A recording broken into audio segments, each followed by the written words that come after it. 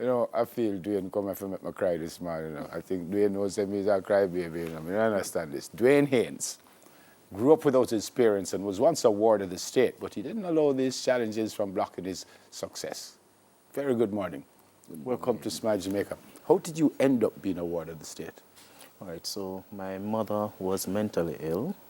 Shortly after she had me, she had what you call schizophrenia. And one day while she was on the road with me, her mental conditions, manifested in such a way that I ended up being on the road. Person saw that I was there, contacted the police. You were on the road, what? I'm not sure, because I was a baby at the time, so I'm not sure what transpired for her to be on the road with me at that point in time. But based on what my grandfather, as well as the child development agency at the time, told me, was that I was on the road with her. She got a mental breakdown that particular day.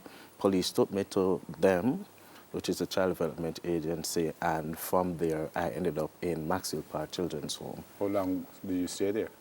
I stayed there for about 8 or 9 years. So you left at about 9 or 10 or so? Yeah, left the children's home, but not out of the state care then. Okay, yes. And then what happened?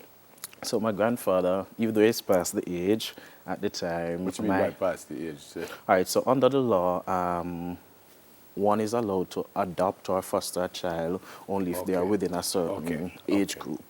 He was past the age at the time, but he was adamant that it's his grandchild and he needs to get me out of the children's home and so forth. So he went to the CDA, spoke to the persons there and continuously bothered them so much so that they said, okay, let us give it a try, despite the fact that, and being the type of persons they are, they believe in reintegrating families together. So. You've never met your father? No. You've never even seen him? No. Not even a picture? Not even a picture. You know his name? His name is Roy Haynes, I believe. I believe, but I'm not sure. So you've never ever seen your father? No. And he's gone also? Eh? Yes, he's gone. Your mom passed also? Yes, my mom died in 2013. Very sorry about that. That never mashed you up, that you didn't know your father and you... It didn't, because when you have a grandfather such as mine, those things don't bother you. So my grandfather was, even though he's a bit miserable at times, I mean, which parent or grandparent is Your grandfather is your mother's father or your father's father? My mother's father. Okay. So even though he can be a bit, what you call that now, a bit miserable, and the generational gap, because he's 80-something now, he's 86 now, and I am just 24. So, sometimes when you're having dialogue with him, he might not really understand. But my grandfather always instilled in me that despite the circumstances which, you go through a rough life and so forth, that shouldn't determine who you are going to be, what you put forward out there. So he always said to me, put your best foot forward. Yeah, I just saw your graduation picture. You got your first degree. You're now doing your master's. Yes. Go back to living with your grandfather, and I hear you, and your grandfather wants you to do great things, and you have done great things, and I congratulate you. But even with that, you never kind of say, well, boy, Sheffield have him father, and a friend have mother and father, and I don't have none. That didn't throw you off at all? Initially it did, but then I remember when after coming out of children's home and started living with my grandfather, and when I was about to be registered at Yorton Primary, one thing which he did caused me to say, don't pay attention to anybody, just focus on you. When I was about to be registered at the Yorton Primary, the principal didn't want to take me in because she knew that I was a ward of the state. So she was, kicking up rampus and saying, I don't want him, find another school. I think you're a bad boy or something. As the misconception clearly is there that because somebody is from a children's home or used to be in a children's home, a bad boy, write them off, they can't come out to anything good. But I've seen a lot of cases where that's not true. I mean, prime example, me. Right. And my grandfather, he's a staunch defender. So he insisted that they have to take you? He insisted. He went to the ministry and he took it to all levels. I mean, here is a, old man, my grandfather, who went to the ministry.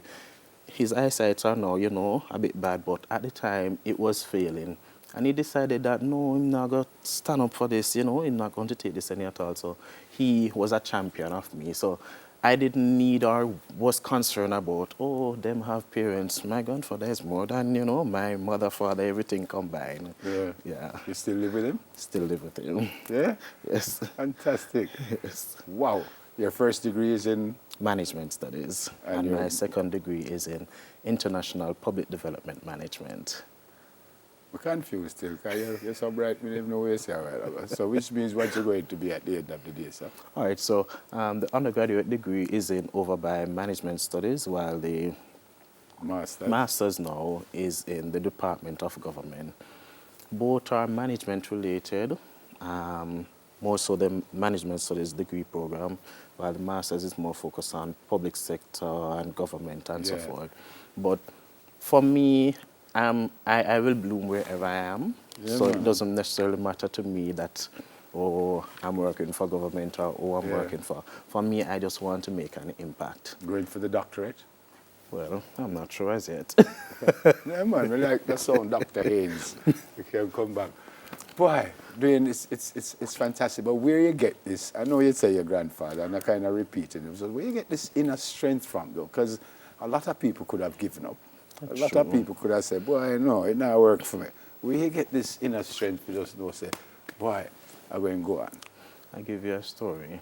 When I was in high school, and I was going up, you know, when you have head boy interviews and so forth. And my principal said to me, after, you know, the interview, she never knew that I had such a difficult past and was in children's home and so forth.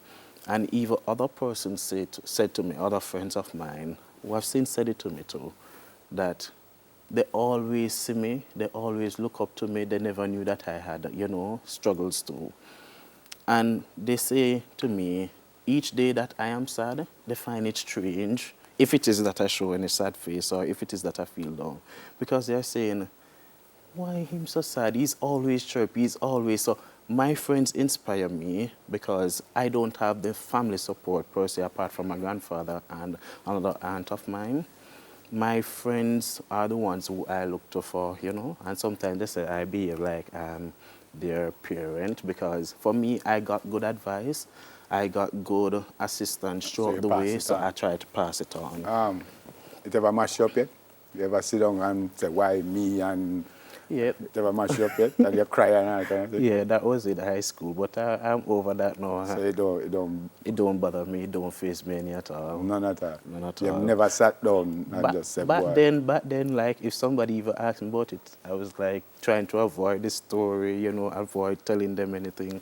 Or if I start talking about it, then I would cry. But now I've realized that, you know, a lot of persons look up to me for inspiration and so forth. So as opposed to,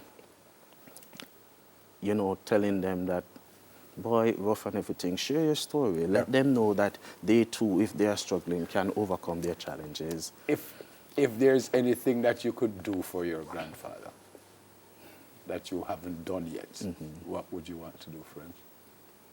I never thought about that question before, but for me, my grandfather is an easygoing person. So he doesn't necessarily believe in the fanfare.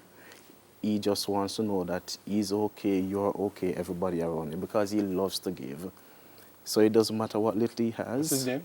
Granville White. Granville White, yes. So it doesn't matter what little he has. You might need something, and he's in need of it too, but he gives you. That's the type of person I he know is. you're doing your master now. That's full-time, or you're working also? Part-time. Part-time, so you're working also? Yeah. So that's tough for you also, to be doing schoolwork. And No, it's not, because when you go with a grandfather like me, you realize how you can, you know, multitask and juggle along the way. So I was working in the UA marketing department while doing my undergrad degree full-time. Okay. So I'm used to it. final thing, I asked you what you would want to do for your grandfather. But I want you to look in that camera and say something to your grandfather. What do you want to say to him now that you can say it in a public space? Let's look in that camera and I would say thank you for all that you have done for me. I mean, you're not just a grandfather, you're an awesome individual. I mean, every family has their up and down times, but you have stuck with me. You have chosen to be my defender from the get-go. And for that, I must say I love you, I appreciate you. My other siblings also appreciate you. Thank you so, so much. Great to meet you. Thanks. We just feel say you're turn the Prime Minister.